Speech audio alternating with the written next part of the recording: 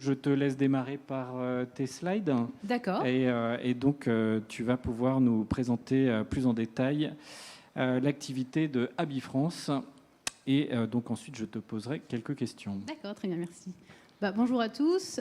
Donc, effectivement, aujourd'hui, je voulais vous parler un peu plus de ce qu'on fait dans le monde du trade finance. Et avant de commencer, je vais un peu présenter Abi, parce que je pense que certains d'entre vous ne connaissent pas. Donc, Abi, on est éditeur de logiciels. On est présent dans 14 pays. Ça fait 30 ans qu'on existe. Aujourd'hui, on compte plus de 5000 clients, donc dans différentes industries, mais dont la banque, qui est le sujet d'aujourd'hui. On compte les 14 plus grandes banques mondiales comme clients. Quelques noms sont affichés, avec qui on fait des projets dans le monde du trade finance, mais pas uniquement. On travaille également dans le banque de détail ou le back-office.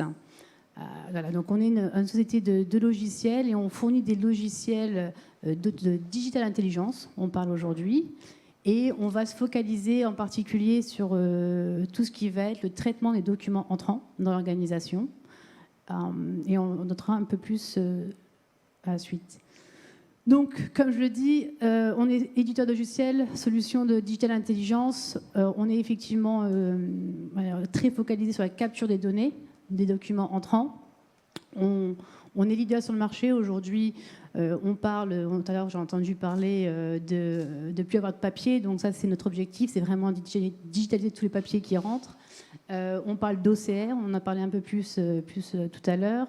Et nous, on va aussi au-delà, on parle maintenant d'IDP. Donc c'est Intelligence Document Platform. Et on va aller jusqu'à le NLP, ce qui va permettre de traiter tout type de documents. Les documents simples, formulaires, les documents ce qu'on appelle structurés. Semi-structurés, c'est typiquement des factures ou des fiches de paie qui sont très nécessaires dans les demandes de prêt, qui sont ce qu'on appelle semi-structurés parce qu'on ne sait pas où est l'information, mais on sait ce qu'on cherche. Et puis aux documents complètement non structurés, comme les contrats. Donc vraiment, on a un portfolio qui permet d'aller automatiser tous les documents dans la banque et dans tous les secteurs, banque de détail ou banque d'investissement. Et si je fais la petite boucle sur le slide que vous voyez ici, effectivement, on a un point qui est important, et on en a discuté beaucoup, c'est quand on cherche à automatiser une tâche, ici on parle principalement de la saisie des données, il faut aussi repenser les processus et changer l'approche qui est très transactionnelle et une approche qui est plutôt gestion de l'exception. Et donc de ce constat, on est venu rajouter une brique de process intelligence qui va nous permettre de comprendre le processus de bout en bout et d'accompagner nos clients, non seulement sur la partie technologique, mais aussi de repenser leur processus pour avoir le meilleur gain dans la mise en place de ces solutions. Et également, un point important, s'il y a beaucoup de solutions, aujourd'hui il y a beaucoup d'acteurs, c'est de s'intégrer aux écosystèmes. Tout à l'heure, j'ai entendu parler des legacy systems, et dans les banques traditionnelles, il y en a. Et l'idée, c'est aussi d'être présent dans l'écosystème, et ça, c'est un point important d'intégration.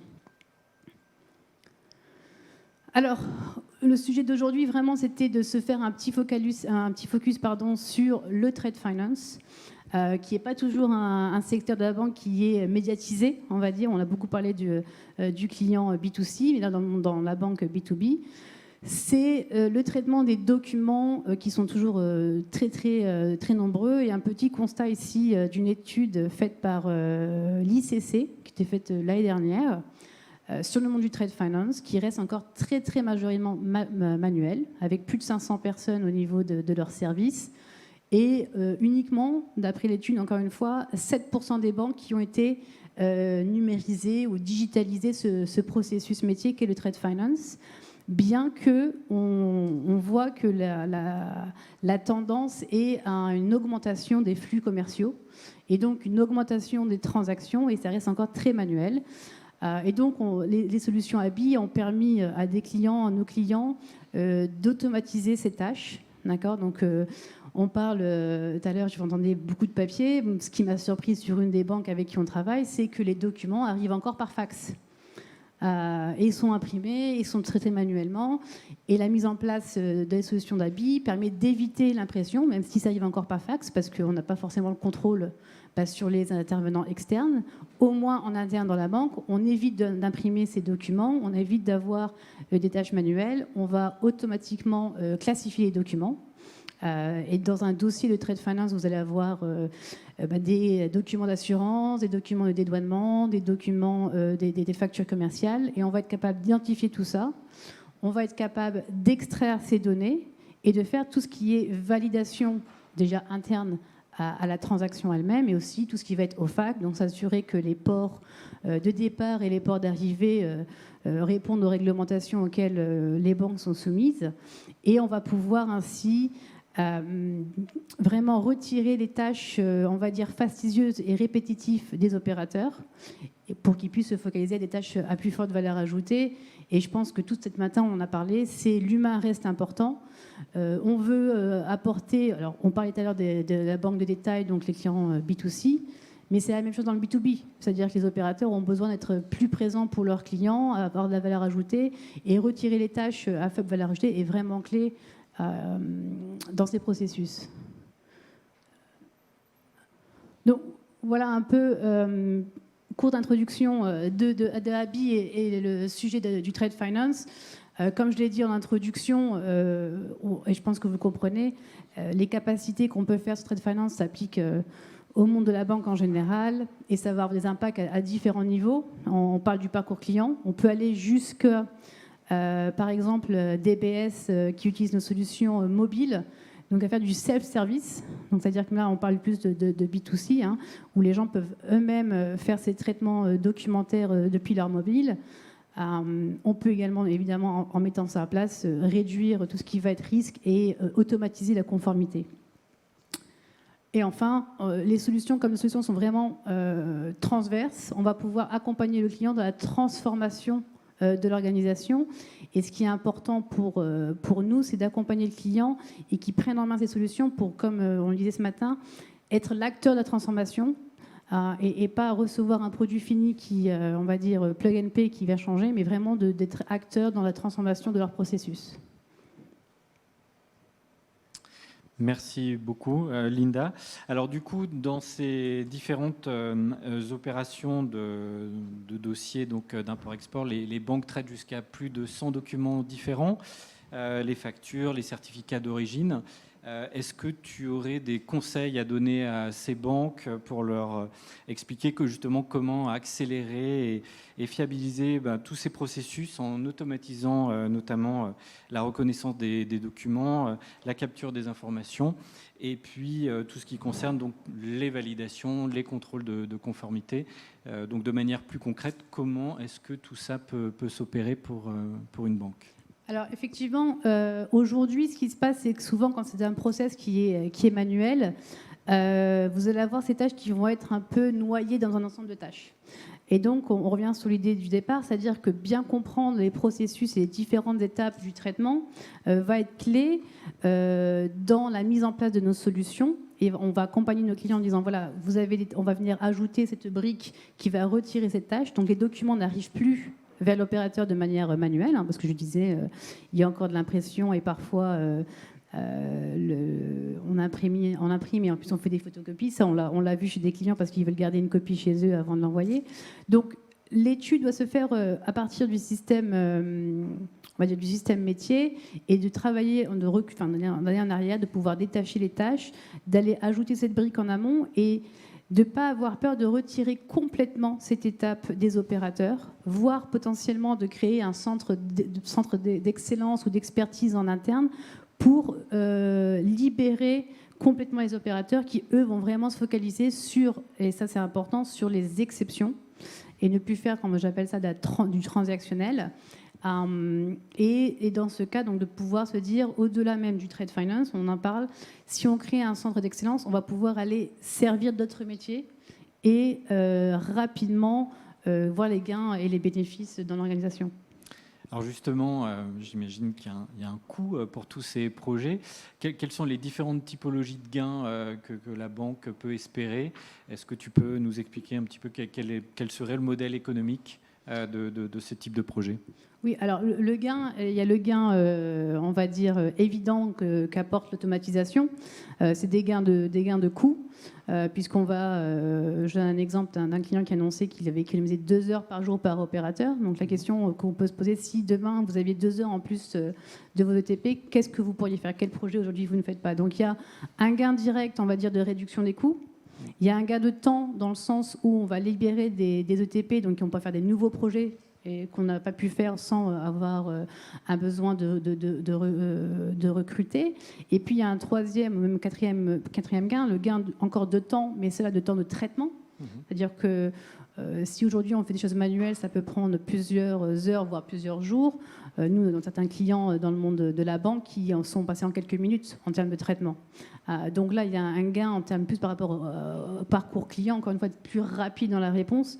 Et je pense que toutes les banques peuvent estimer la valeur de ce retour. Et puis, le quatrième, qui est pas des moindres, c'est le risque.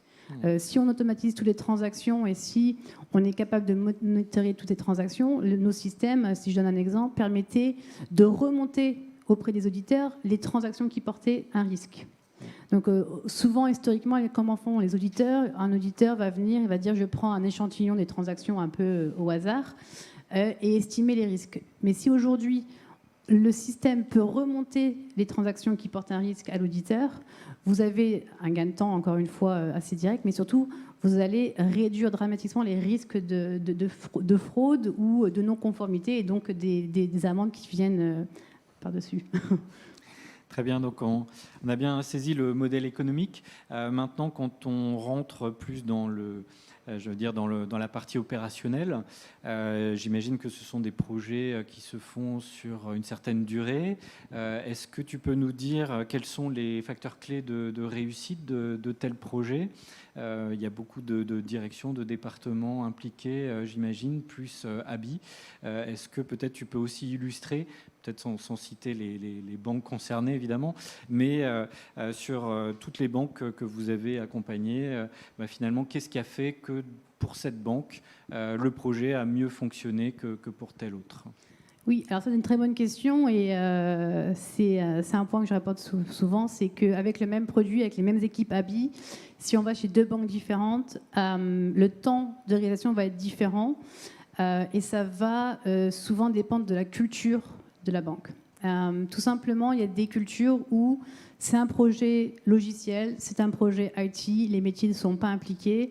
Et là, on va avoir 2 cas d'usage. Le cas où les métiers reçoivent une solution à la fin et ils ne vont pas la prendre en main. Ou, on va dire, les métiers demandent quelque chose à l'IT, mais l'IT n'ont pas livré ce qui avait été demandé. Et donc, c'est plutôt un problème de communication. Là où les projets sont faits rapidement avec une mise en place et une adoption rapide, c'est une question de culture. C'est-à-dire que les métiers travaillent vraiment de manière étroite avec l'IT. Et ça, c'est vrai dans toutes les industries, je pense, c'est que de fermer le gap entre les métiers et l'IT, et pour moi, c'est un effort qui doit être fait des deux côtés.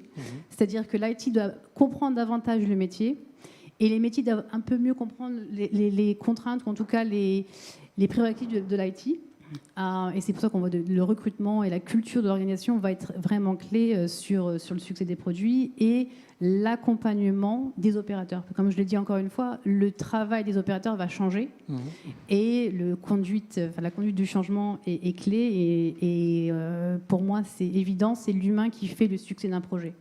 Très bien. Et justement, dans cette collaboration IT-marketing, est-ce que tu as des petits tips qui permettent de favoriser justement cette meilleure collaboration, cette meilleure compréhension entre ces 2 profils qui malheureusement parfois ne se comprennent pas toujours? Est-ce que tu aurais des choses à partager sur cet aspect? Oui, alors moi j'ai vu des choses qui étaient très intéressantes où vous avez des organisations qui vont identifier au niveau des métiers quelqu'un qui va être plutôt tech-savvy, on va dire, qui va porter le projet, et quelqu'un d'IT qui va être plutôt métier sensible. Et vous allez avoir ces 2, on va dire, leaders sur le projet qui vont éduquer de chaque côté, aussi bien l'IT et les métiers. Et ce qui est vraiment crucial, peu importe, j'ai envie de dire, où le projet est initié. Parfois, les projets sont initiés par l'IT. Ils ont trouvé une solution, ils voient l'objectif ou la valeur pour le métier, ils veulent aller la vendre en interne, ou inversement, le métier a entendu, par exemple, dans un événement d'une solution, il veut la mettre en place. C'est d'inclure les deux parties dès le début. C'est-à-dire que si ça vient du métier, on inclut l'IT dès le départ. Si l'IT a une idée, il faut inclure le métier dès le début de la réflexion du projet et les prendre dans l'ensemble et d'avoir une vision commune. Et ça va être beaucoup plus simple pour la réalisation. Merci beaucoup pour cet échange.